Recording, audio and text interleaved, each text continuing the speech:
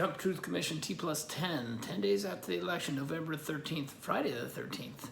And so this is part two of the GOP stand-up version. And by GOP stand-up, it doesn't mean Republicans should abandon their conservative ideals. What I'm saying here is that keep the conservative ideals and pushing for Republican values and successes, but oppose Trump's massive information. The Twitter tweet tirades by him and the Sons, massive misinformation. So support your cause, but don't support all this misinformation that's happening. And do support fact-based, evidence-based information to challenge the election results if that exists, and go through the court system with real information. That's what I'm saying. And as I've mentioned before, it's not the one person who does it, it's the all who support it. And that's the problem. And here's an example with the Republican elected representatives in private.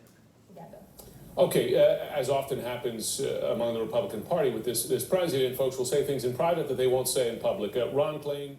So that should not happen. These people are elected to represent us, not President Trump.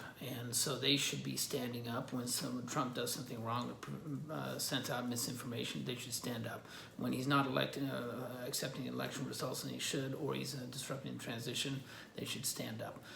And they should also support Trump's legal challenges to the election process. That's what we do, but do it with facts and evidence and call out Trump when he's not doing so. The next things are going to kind of be focusing on the differences between the social media and the conservative media, things where they just spew a bunch of misinformation, and what has to happen in court. What happens in court is based on evidence, and here's the basic foundation of all legal actions. There's a maxim in the law, which goes all the way back to Roman days, that he who makes the allegation bears the burden of producing evidence. And so what I have yet to see is hard, fast evidence produced that there's anything, that any kind of maladministration has occurred. I will say this, the system truly works. There are so many protocols in place. There are so many measures so that if there are efforts at any kind of election fraud, we usually catch those right away. It's kind of like robbing a bank. I'm not saying that no one ever tries to rob a bank, but I am saying that almost always that person gets caught and then prosecuted. And we certainly don't say, well, we can't have banks anymore, because sometimes people try to rob them. Next, the Nevada AG, or Attorney General, kind of lays out really what the Republican strategy has been pre-election and going into the election and post-election. Well, let me back up and give you what their run of show is, if you will. They began all of this by first saying they want to limit who could even register to vote. Then they tried to limit those who registered from voting.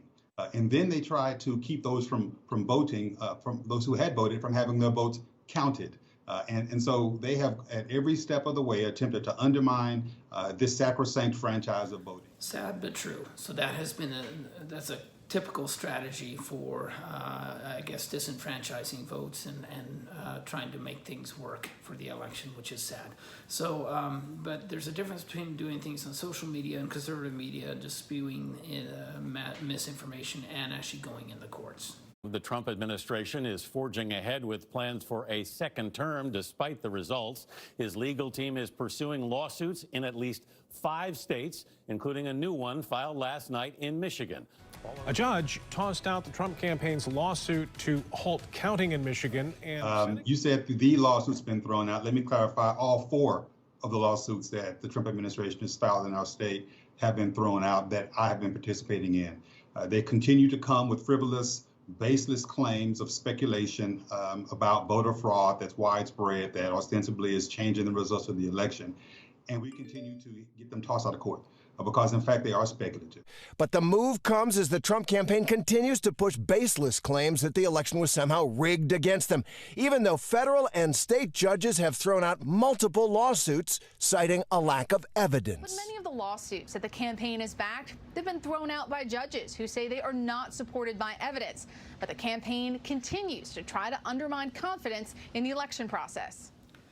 She hits it, so it's not about evidence, it's about undermining confidence in the election system, and that shouldn't happen, particularly for the President of the United States. So that's just sad. GOP should stand up to that kind of stuff. So with that, here's a comedic example. I'm into political satire, and this just sheds some light on how silly some of this stuff really is. Second, Trump lawyers brought this claim before a judge who dismissed it as absurd. Here's how one case went in Pennsylvania before a judge appointed, it should be noted, by George W. Bush. Judge, are your observers in the counting room? Trump lawyer, there's a non-zero number of people. Judge, are people representing Trump for president in that room? Trump lawyer, yes. Judge, I'm sorry, then what's your problem? So it sounds ridiculous, but that's true, and that's just representative of many of the cases, not all, but many, and it just shouldn't happen. So, and you know, we really should challenge election results if there is a basis to do so in facts and evidence. That part is fine. But so far, a lot of the information has been faulty and individual, and then also, you know, not something actually would change the results of the election, or that are representative of wide-scale fraud that are enough to actually change the results. So last count earlier this week, I think the lawsuits are over 12 as far as being either thrown out or ruled against the Trump administration. There was one win in Pennsylvania, but that was just about where they were saying they weren't being allowed in as observers, and they were, but they said that they were too far. Trump said they're too far away. The court allowed them to be closer, so they didn't win that. But nothing on meaningful voter fraud or anything that would change the election results. So we're going to go state by state, west to east here in the swing states in question, and so we're going to start with Nevada. And Nevada, I think we're roughly about a difference of about 36,000 votes. And for example, they continue to complain about dead people and/or people who have signed affidavits, but they've not filed a complaint with my office. They continue to operate through the media as a PR stunt to blow up my timeline on Twitter to make it appear as though we're not doing our job, when the fact is they have not presented a complaint with us that we can even verify, let alone investigate. So, Arizona, Biden is leading by 11,400 votes. The accusation today from Rick Grinnell from the Trump campaign, former director of national intelligence, former ambassador, of widespread voter fraud, speaking specifically to your area. How would you respond to that?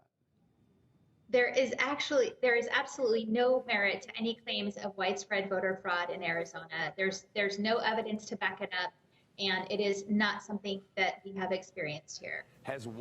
Wisconsin, Biden is leading by 20,500 votes.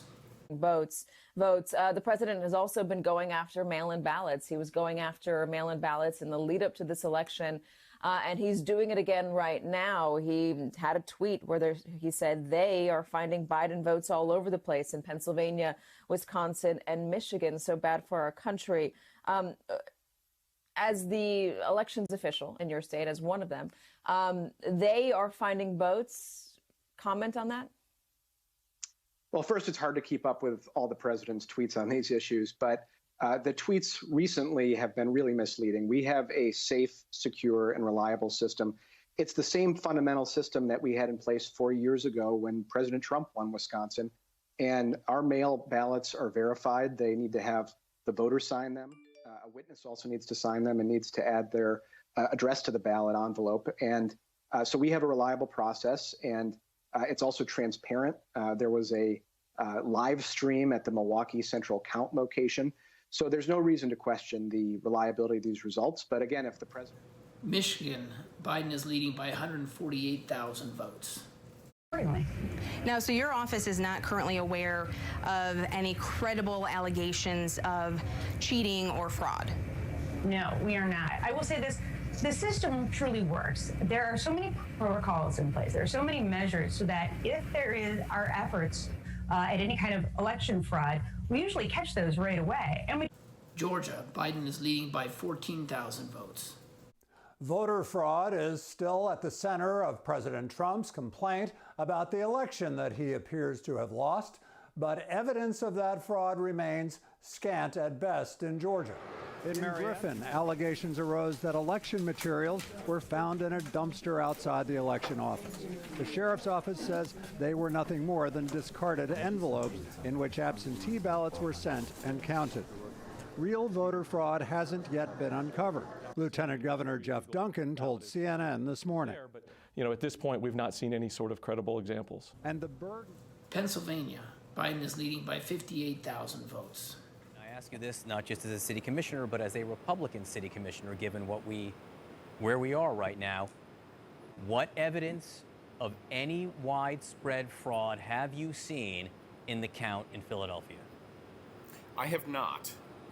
If evidence of widespread fraud or evidence of any fraud at all is brought to our attention, we take a look at it and we refer it to law enforcement, as we always do in every election. What information is not true, to be clear?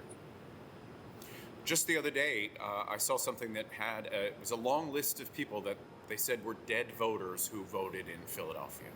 So when we took a break between everything else that we're doing, we looked it up, each one of them, to see what their vote history was. Not a single one of them voted in Philadelphia after they died. It's really impossible to keep up with those.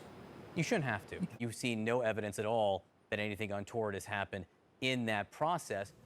So those are just isolated instances from each attorney general as a major state election representative in question. And yes, there's a lot more data and facts to go with it, and a lot more misinformation being cited. These are just some.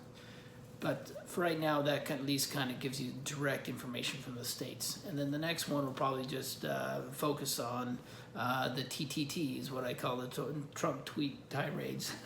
But that's a real thing, and it's a lot of real misinformation that's being promoted, and that's is an important thing because everyone listens to that. And hear the music.